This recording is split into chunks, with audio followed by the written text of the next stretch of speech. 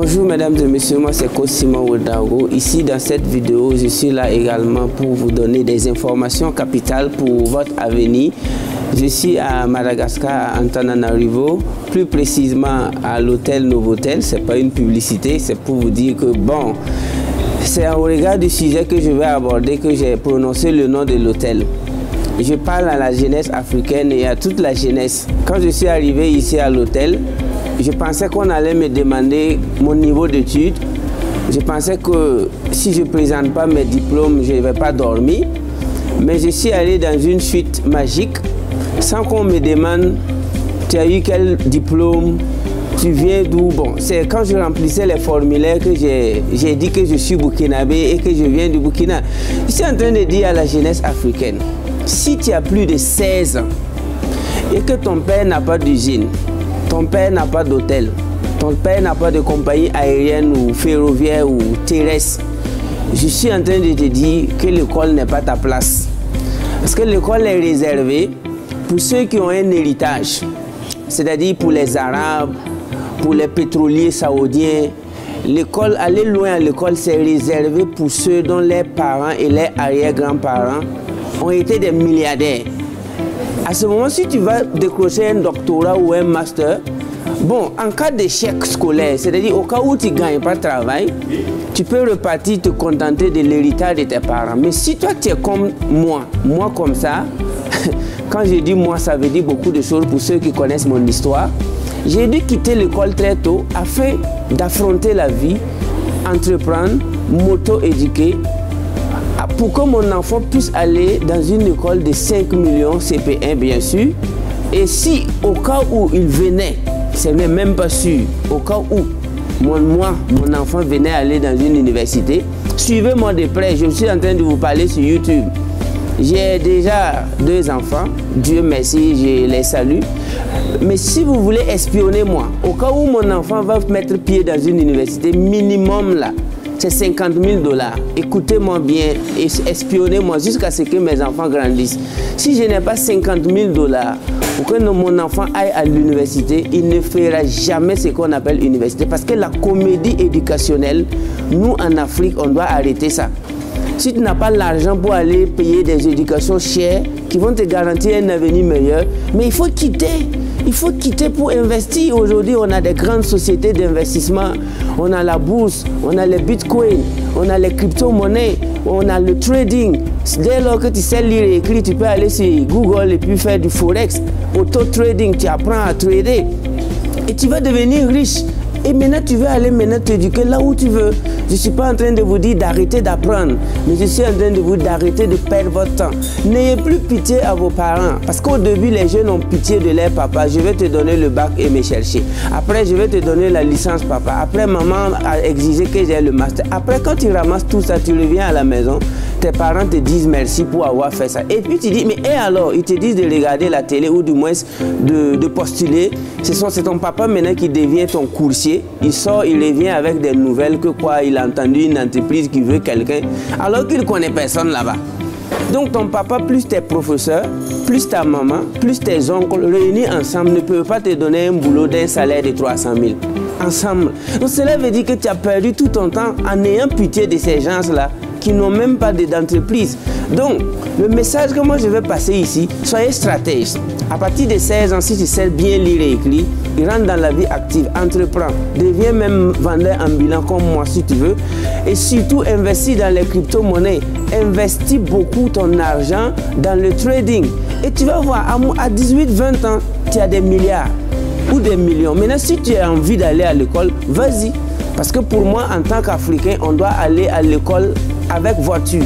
Si à 18 ans, tu vas à l'école avec ta voiture, si le prof dit des choses insensées, mais tu démarres ta voiture et tu rentres chez toi.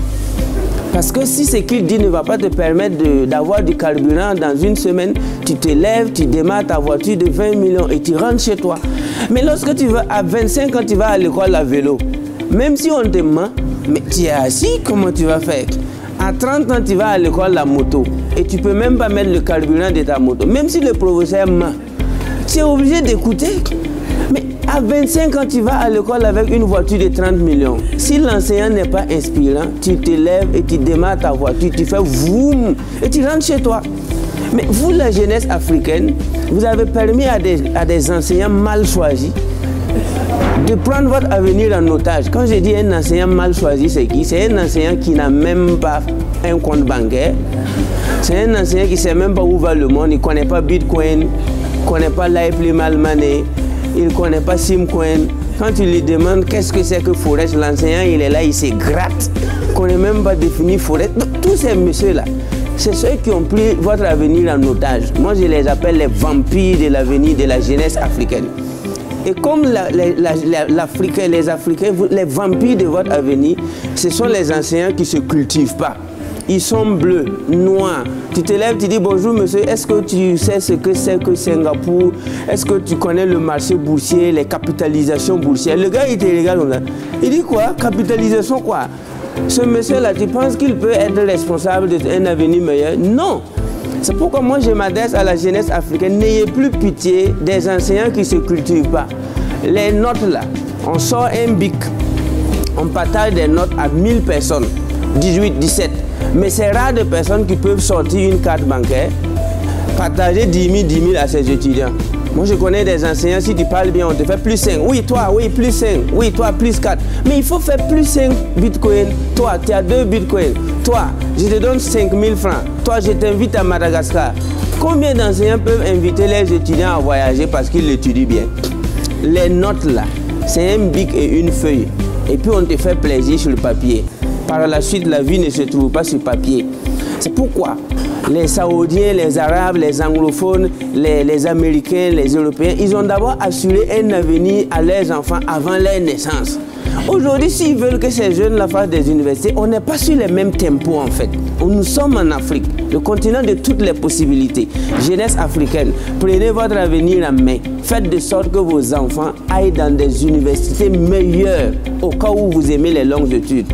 Sinon, ça ne va pas marcher. Mais le message aussi que je vous donne, c'est un suspense. La GCAP 4, si vous me connaissez également dans la GCAP, la GCAP 4 aura lieu. On avait annoncé ça pour le 2 mai, mais ce sera désormais le 9 mai.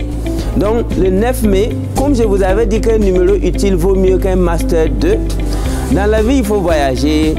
Dans la vie, il faut rencontrer des grandes personnalités. Donc, je ne vais pas vous dire la personne qui va venir à la GCAP 4. C'est un invité spécial, un multimilliardaire que j'ai rencontré. Je pense même que c'est par son intermédiaire que je suis à Madagascar ici pour des grands business. On a pris des grandes décisions pour la jeunesse africaine. Ce monsieur va se déplacer à Ouagadougou pour la GCAP 4 le 9 mai. Vous allez me dire, mais c'est qui? Je vous ai dit qu'un numéro utile vaut mieux qu'un Master 2. Et si vous venez à la GCAP 4, ce monsieur à lui seul, s'il vous met dans sa plateforme, je pense qu'il peut assurer l'avenir de vos arrière-petits-fils. Je ne parle pas de vos enfants et de vos petits-enfants, je parle de vos arrière-petits-fils. Donc, je suis en train de démontrer ce que j'ai eu à dire. Un numéro utile vaut mieux qu'un Master 2. À la GCAP 4, vous allez avoir une personnalité africaine, un gourou du business, un loup-garou de la crypto-monnaie. Et allez-y chercher à savoir c'est qui. Mais en attendant, ce monsieur sera l'invité spécial à la GCAP 4. Il va montrer son parcours atypique et il va vous permettre, tous les participants de la GCAP, d'ouvrir quand même une porte vers le succès et le bonheur. Sur ce, je vous dis merci. I really, really love you and we're gonna be big together. Africa is the future. I love you. Thank you.